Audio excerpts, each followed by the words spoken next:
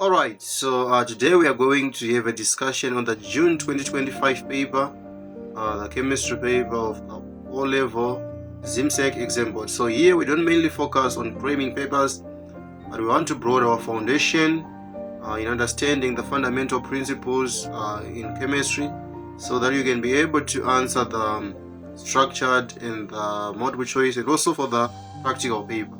So we don't mainly focus on exam boards. What you only need to do is to have data to answer these questions. So if you're doing Zimsec, you need to know these instructions to candidates. So for section A, you're required to answer all the questions, and then for section B, you're only required to answer four questions. So we're now diving into the first part of the paper, which is section A number 1. So section A number 1 says, name the method used to separate a mixture of sand and salt solution. So for sand and salt, we're going to use the filtration method. So sand is insoluble, and then salt is a soluble solution. So we can use the filter paper, right? And then you've got option 2, ethanol solution and water. So for ethanol solution, we're going to use fractional distillation, right? So you need to know the difference between fractional distillation and simple distillation, right? So fractional distillation, let me start by simple distillation. So simple distillation is used to separate one liquid from a solution, especially when their boiling points are far apart. So we are separating one liquid from a solution, especially when their boiling points are far apart. So the boiling point of these two solutions must have a difference of about 25 degrees Celsius for us to use the simple distillation method. And also for simple distillation method, you have a simple setup, like a basic setup, right? So we have a conical flask or a flask and a condenser, and also a receiver, right? So these are the three important apparatus we have for simple distillation. And we also have one vaporization and one concentration point for the simple distillation. So it's one vaporization point and also one condensation point. So you need to know simple distillation. And also for fractional distillation, we are separating a mixture. So for fractional distillation, we are separating a mixture of 2 or more liquids, right? So 2 or more liquids with very closer boiling points. 2 or more with closer boiling points, right? So these are the principles of fractional distillation. We're going to separate a mixture of 2 or more liquids with very closer boiling points. So here the boiling point of ethanol is equal to 78 degrees Celsius, and then the boiling point of water is equal to 100 degrees Celsius. So as I've alluded to before, that for us to use the method of simple distillation, we need to have a difference of 25 degrees Celsius. So this is not within the range, right? So we're going to use a method of fractional distillation.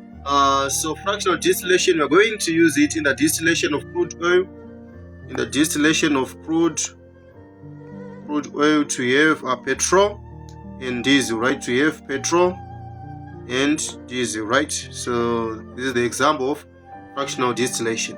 And also you need to know other examples of separation techniques, since they are frequently examined in examination. So we have evaporation, whereby we're going to get a dissolved solid from a solution. So we can use it to separate salt. Let me rub on this one. So for evaporation, we're going to separate salt from water, right? This is the example for evaporation. And we're going to also to have magnetic separation, whereby we're going to separate magnetic materials, for example iron filings from sand, right? From sand. And then we're going to also have the decanting method, decanting method to separate a liquid from a heavier solid.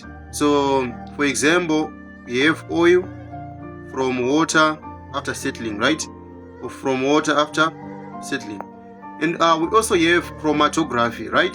So chromatography is one of the key examples in the separation techniques frequently examined in the ordinary level examination.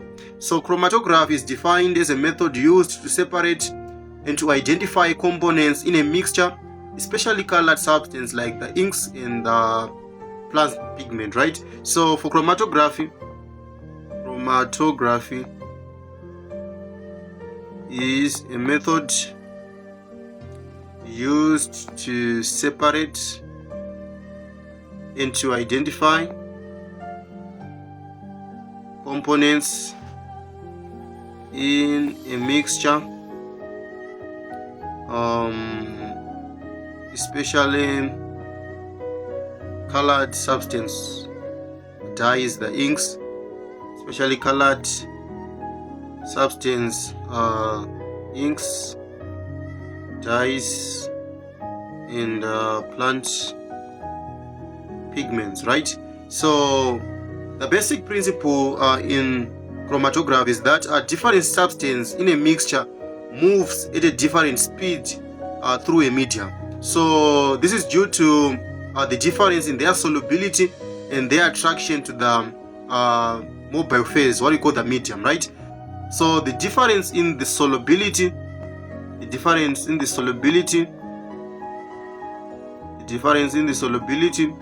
or in the attraction to the mobile phase or the medium is what governs the separation of the dyes or the inks or the plant pigment, right? So we have the paper chromatography, thin layer chromatography, gas chromatography, and then liquid chromatography.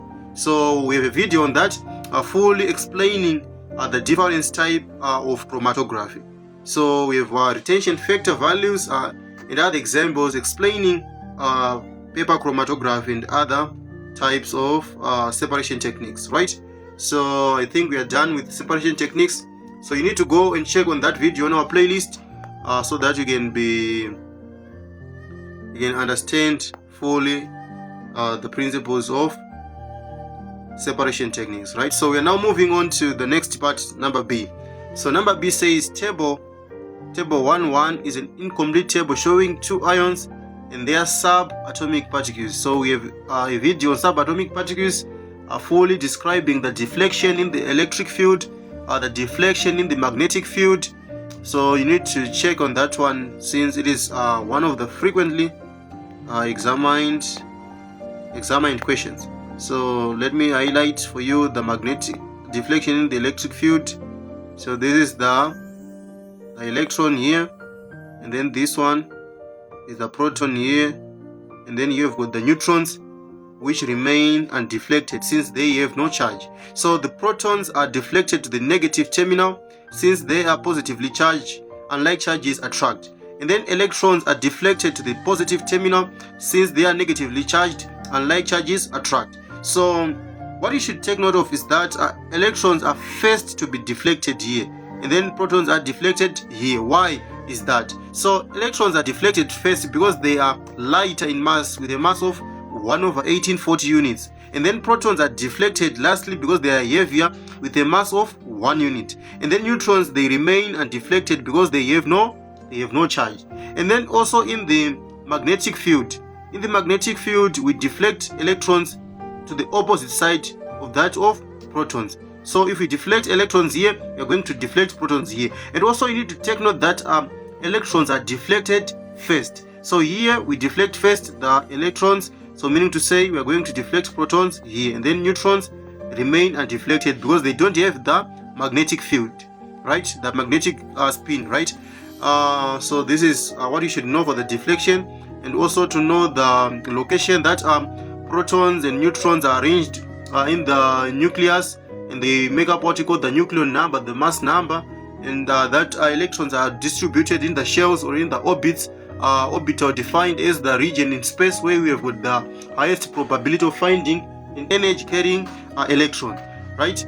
So This is what you need to know for the subatomic particles, and also to know the mass, the charges, and etc. Right?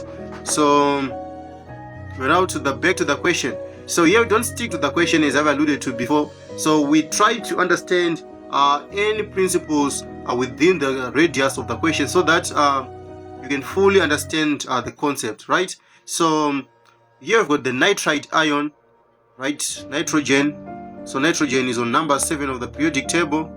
Number 7 with a mass number of 14. So this is the electronic configuration of nitrogen, meaning to say it needs extra 3 electrons to attain the stable noble gas electronic configuration, right? So for a neutral atom, the number of protons is equal to the number of electrons for a neutral atom. But for a negatively charged ion, what we call the anion, we have got more electrons than protons, right? And then for a cation, positively charged ion, you've got more protons than electrons. So you need to take note on that one. So here we've got the nitride ion with the 3 minus, meaning to say we've got gained extra 3 negative charges, 3 electrons. Electrons are negatively charged, meaning to say we've got gained 3 negative charges, right? So 3 to add 3 here, we're going to have 8, the stable noble gas electronic configuration, that of neon. So period 2 elements are measured relative to the neon noble gas, right? So here state the number of protons.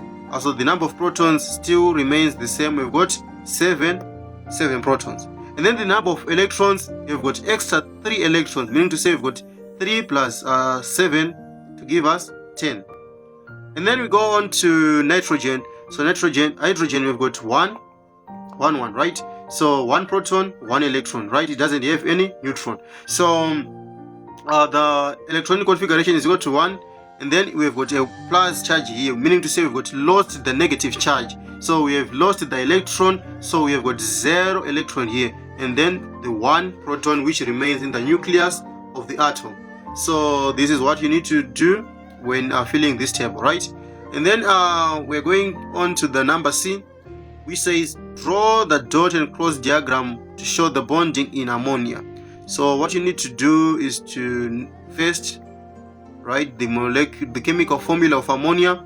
So this is the chemical formula of ammonia, and then identify the central atom, which is the nitrogen atom, and then these are bonding atoms. So we're going to draw the central atom in pink, right? So the electronic configuration of nitrogen is 2, 2, 5, and then that one of hydrogen is 1. So we need 3 electrons to attain the stable noble gas here. And then here we need 1 electron to attain the stable noble gas, that of helium. So hydrogen is measured, the electronic configuration of hydrogen is measured relative to that of helium, the stable noble gas electronic configuration. So helium needs 2 electrons, so meaning to say hydrogen also needs 2 electrons. And then here we need 3. So we are going to share electrons, since this one is a covalent molecule. So here we've got 3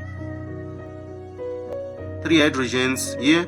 So you need to highlight that it is a hydrogen molecule, right? So we're going to this one electron from nitrogen, this one from nitrogen, this one from nitrogen, and then to highlight electrons from hydrogen in pink so that you can understand. And then we are left with 2 lone pair of electrons. So these unbonded electrons are what we call the lone pair of electrons, and then these electrons in the bonds are called the bonding pair of electrons, right? So we need to also include the key, and then to say electrons from nitrogen, and then dot electron from hydrogen, right? So for the dot and cross, you only include the valence electrons, the outermost electrons, right? So we are done with this part. So this question, which says why are all bonds said to be electrostatic in nature? Why is this covalent bond said to be electrostatic in nature? Because we only know that electrostatics are explained in ionic bonds, where we say it is the bond formed between the positively charged cation in the negatively charged anion. So here is the question which says, why is this covalent bond also regarded as a electrostatic bond in nature? So electrostatics, the principle of electrostatics says that these are forces between two oppositely charged particles. So in the nucleus of nitrogen, we have 7 protons, meaning to say we've got 7 positive charges, right? And then in these bonds we have negative centers. These are electron clouds or electron rich regions, right? So these negative centers, right? These negative centers will attract with these positive centers. So that's where the electrostatics are found, right? So this is what determines the electrostatic nature, right? And also you need to know the dative bonds, right? So dative bond, once a dative bond is formed, it is very identical to the covalent bond. So dative bond, in other words, it is described as a sub group of the covalent bond. So dative bond is a subgroup of a covalent bond where one atom donates both electrons to be shared in the pair. So we've got an example of boron trifluoride bonding with ammonia, and we also have the example of ammonium ion, right? So you need to know these examples. So you have a video also on that one explaining the bonding in ammonia and also the bonding in boron trifluoride and ammonia. So this boron trifluoride is electron deficient. It doesn't have the full electronic configuration, so it bonds with this lone pair. So let me do it for you so that you can understand, right? So here is our boron, and then tri meaning to say 3 fluorines. So and then we can complete the other electrons for the fluorine. So here's our fluorine.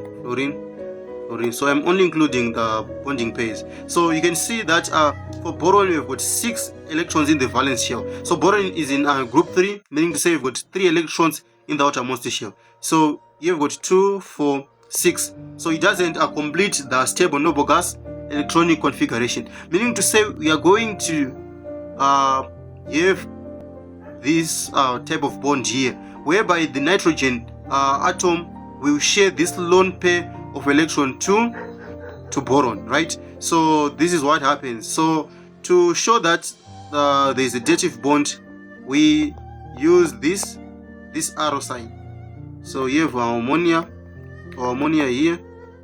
So this arrow shows that electrons are being transferred from nitrogen here to boron. So this is the way to show the dative bond. And also for the ammonium ion, we have 4 hydrogens here, and then this is where the dative bond is. So ammonium ion is made up of ammonia and the proton, the hydrogen ion. So the hydrogen ion has got 1 electron. So when it loses electrons, so this table shows that it is left with no electrons, right? So meaning to say we have no electrons in this hydrogen ion. So it comes to the bonding with no electron to share. So it is going to receive both electrons from the lone pair of the nitrogen atom. So this is what you need to know for bonding, and also to explain the physical properties and try to explain the lattice structure in relation to the physical properties. So we are done on number 1. So we are now moving on to number 2. So number 2 says Fig 2.1 shows zinc plate placed in a copper 2 sulfate solution. So it's copper 2 sulfate solution, and then identify the brown solid deposited on the zinc plate, right? So the brown solid, so we've got zinc plate here, and then brown coating, and then the copper 2 sulfate solution. So we are required to identify the zinc plates, right? So the zinc plate is what we call the copper metal, right? The brown solid, it is the copper metal. And then we are not required to give the explanation. All right, so the explanation, we can say that zinc displaces copper from its copper 2 sulfate, or from its compound, right? It displaces copper from copper 2 sulfate. So this is the explanation. So we need to know what we call the displacement reaction. So displacement reaction. So a displacement reaction is whereby a more reactive atom displaces a lesser reactive atom from its compound. More reactive displaces less reactive. So this is the simple definition for the displacement reaction. And also to know that it is a subtype of redox reaction. Redox reaction whereby we have both reduction and oxidation in the same reaction, right?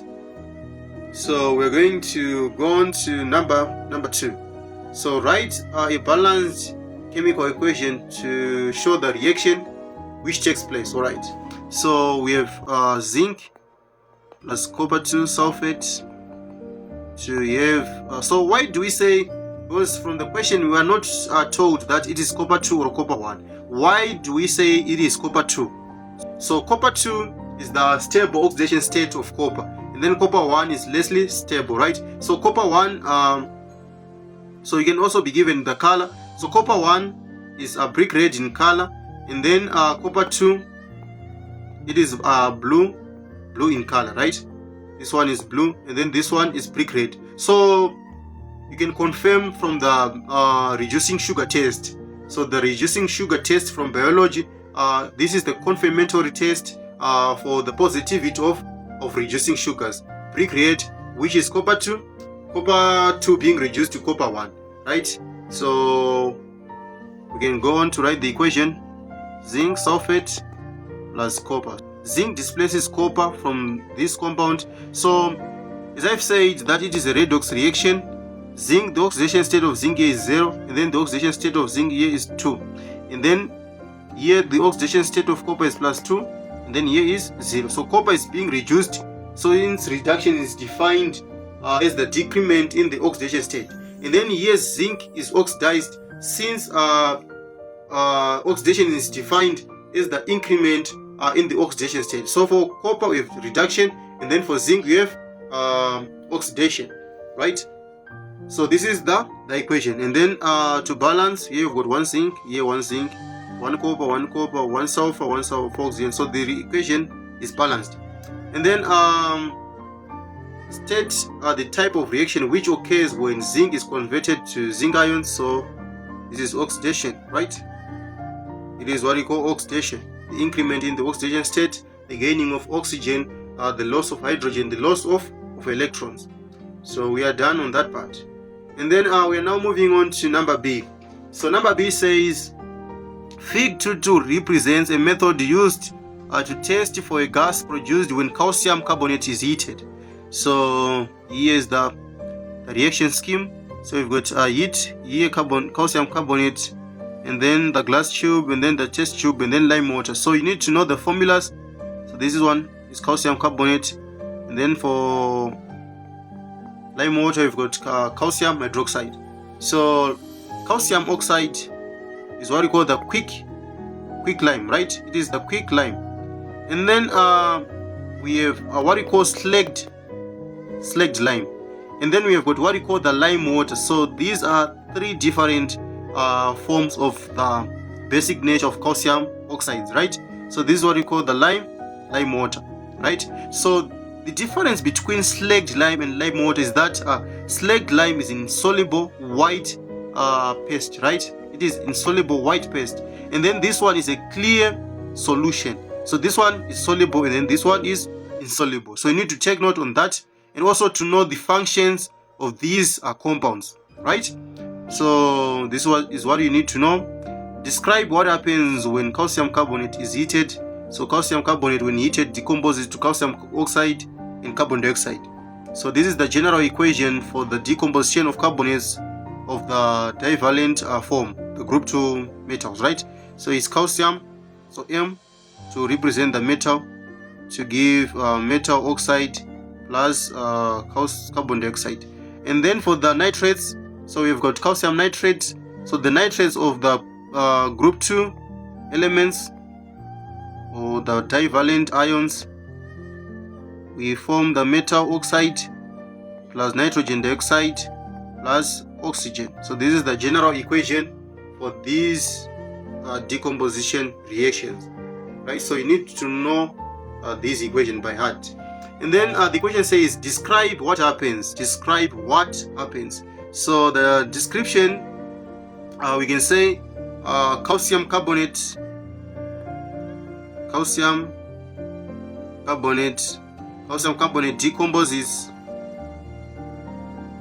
decomposes to give calcium oxide, and also carbon dioxide produced. So you have got lime water. So whenever you see calcium carbonate and lime water, what must come into your mind is that you are being examined on the confirmatory test of carbon dioxide. So when carbon dioxide reacts with lime water, it turns lime water milky. So carbon dioxide gas turns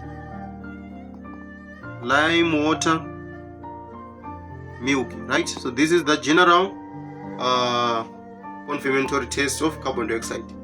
And then we are done on this part. We're now moving on to the next part. State the acidic base nature of the product that remains in the hard glass. So the product that remains in the hard glass is calcium oxide, which is a basic oxide. So oxides of metals are basic in nature, and then those of non-metals are acidic in nature. So we've got phosphorus oxide. So phosphorus. So in limited oxygen, we have P4O6, which gives this acid,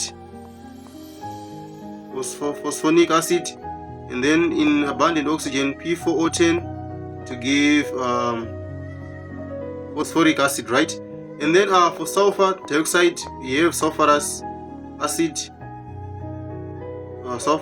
acid with this formula. And then sulfur trioxide, we have sulfuric acid. So this is the reaction we avoid in the conduct process, whereby we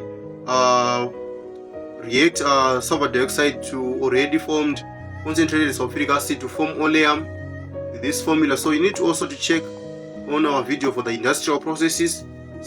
So this is what you need to know. And we also have what we call amphoteric oxides. Amphoteric oxide. So for period 3 elements, for period 3, so for period 3. So for amphoteric oxides, we have aluminium oxide. So aluminium oxides reacts with both acids and bases, right? So acid dissociates to give the protons, and then bases dissociates to give the hydroxide ion. So it reacts with both the acids and the bases, right? So for the reaction of aluminium oxide with acid, you can say aluminium oxide plus the acid H plus to give the aluminium salt, right, plus water. So it is a simple neutralization reaction. So to balance this, we're going to have 6 here, and then 2 here for the aluminium, and then 3 here, right? So this is balanced both stoichiometrically and ionically, right? And then for the reaction with the hydroxide ion, we have aluminium oxide plus the hydroxide ion, the basic nature, plus water in solution to balance the equations stoichiometrically and ionically to give what you call the aluminate ion, right? So this is the ion you need to know, right? So this is the charge. So we are going to balance by adding a 2 here, and then a 2 here, and also a 3 here. So these are the equations for aluminium in the basic and the acidic nature. And for silicon forms a weak acid, the silic acid, right? You need to know on that one that silicon dioxide is also an acidic oxide. So as I have alluded to before, that all the oxides of non-metals are acidic, and then those of metals are basic in nature, right? And then we are now moving on to the next part, number 3. So number 3 says define reduction in terms of electron transfer. And then number 2, which says in terms of oxidation number. So reduction is defined as the gain of electrons, gain of hydrogen, and then loss of oxygen, and then decrease in the oxidation number. So this is the definition of reduction. And then we have oxidation, the gain of oxygen, and then increase in oxidation number, and then loss of hydrogen, and then loss of electrons. So this is the simple definitions for both oxidation and reduction. And we have what you call reducing agents, and oxidizing agents. Reducing agents will be oxidized, right? So this is the simple definition. Reducing agents are going to be oxidized, and then oxidizing agents are going to be reduced. So you can apply these definitions to explain what will happen to the oxidizing agent and what will happen to the reducing agent. So the oxidation number will decrease, and then the electron transfer, we will gain electrons. So this one was a simple question. And then the next part says Fig 3.1 shows an energy profile for the conversion of A to B. So we have got energy against the progress of the reaction. So name the type of energy represented by X and the type of energy represented by Y. So this is an energy profile diagram. We have got reactants, here we've got reactants, and then here we've got products. And then this energy is what we call the activation energy. And then here we've got what we call the enthalpy change, the energy change for the reaction. So what we have more common nowadays in our examinations, we can add another graph to show the effect of a catalyst. So a catalyst, it is defined as a chemical species which increases the rate of a reaction without itself being changed by the reaction. So a catalyst increases the rate of a reaction without itself being changed by the reaction. It increases the rate of a reaction. How? It increases the rate of a reaction by providing an alternative route with lower activation energy. So contrary to main publication which says a catalyst lowers activation energy, no, a catalyst doesn't lower activation energy. It provides an alternative route with lower activation energy through the heterogeneous catalysis or the homogeneous catalysis, whereby both the catalyst and the reacting phase are in the same phase, right? Both. So we have two types of catalysis: homogeneous and heterogeneous, right? Hetero and homo. So both the reactants and the catalyst are in the same phase, both in same phase meaning to say liquid, gas, and then solid, right? And then hetero in different phases. The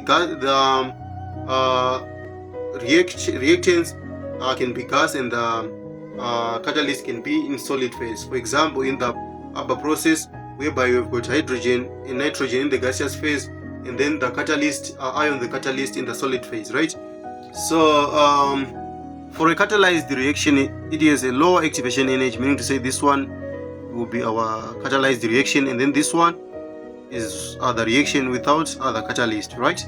So you need also to know that graph. So name the type. So X is the activation energy, and then Y is the enthalpy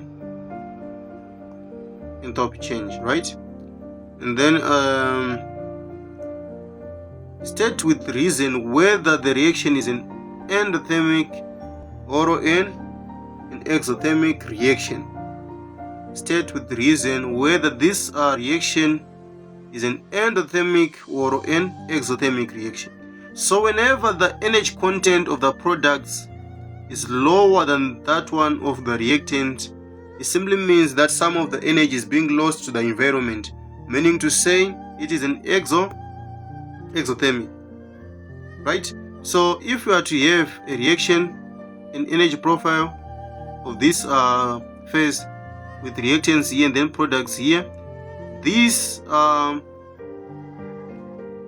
we have products with a higher energy than the reactants, meaning to say energy is being absorbed, right? So the products we have more energy, so this one will be an endothermic reaction, right? So this one is an exothermic because energy of the products is lower than that of reactants. So that's the answer, exothermic, because energy of products is lower than reactants, right? And then we are now moving on to number C. Number C says compare the reactivities of calcium and that one of magnesium with water. So calcium in group, these two elements are in group 2, so they react in the same manner with water. So the reactivity is governed by a reaction is governed by the electronic configuration, the arrangement of electrons in the electric shell. So reactivity is governed by what we call the reactivity series. So calcium is more reactive than magnesium, but they give the same reactions. But that one of calcium is more faster than that one of magnesium. So the electronic configuration for calcium, and then that one for magnesium, right? So calcium, it has got a larger atomic size, atomic radii, meaning to say electrons in the valence shells are lessly held by the positively charged nuclear charge, right? And then what you call the effective nuclear charge. And then magnesium, it is a smaller atom, the smaller atomic size, whereby the valence shell is closer to the nuclei. So effective nuclear charge on the valence shell, which makes these valence electrons held closer to the nucleus. So in O level, in junior chemistry, we don't dwell much on that one, right? So we try to simplify things, but I don't want you to claim that calcium is more reactive than magnesium. I want you to have an insight, right, to highlight effects for you that you are going to encounter on your A-level chemistry, right? So calcium reacts vigorously with cold water to produce hydrogen. So this one is also a displacement reaction, right, to produce hydrogen and calcium hydroxide. And then magnesium reacts slowly with cold water to give magnesium hydroxide, and then with steam to give magnesium oxide with hydrogen gas, and then with hydrogen gas. So this is the reactions, right? And then we are now moving on to number 4. So number 4 says Fig 4.1 shows how coal can be converted to other products during distillation, right? So here we've got the reaction scheme, right? The substance X, cold water, coal gas, and then coke. So number 1 says identify the substance X. The substance X. So the substance X is what we call tar, right?